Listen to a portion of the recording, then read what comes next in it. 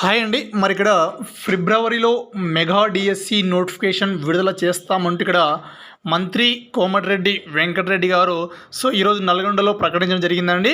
మరి ఈ తెలంగాణలో ఆయన ఏమని పేర్కొన్నా అంటే 10 ఏళ్లలో టీచర్ రిక్రూట్మెంట్ జరగలేదని కూడా చెప్పడం జరిగింది.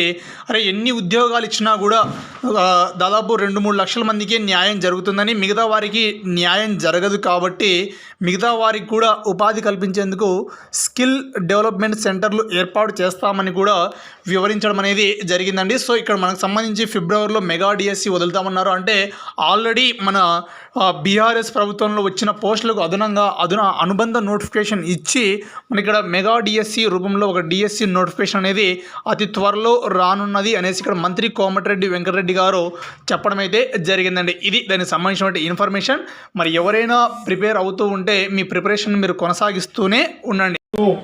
ఇవన్నీ కూడా నిరుద్యోగులు తెలంగాణలో 30 లక్షల మంది బీఈడి చదువుకున్న వాళ్ళు డిఎస్సి మెగా ఈరోజు మనం టీచర్ రిక్రూట్మెంట్ ఇవ్వబోతున్నాం.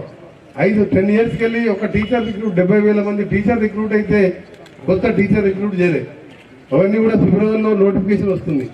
గ్రూప్ 2 సర్వీసెస్ కూడా యూపీఎస్సీ తరాలో దాన్ని చేయడానికి కూడా చర్యలు తీసుకుంటాం.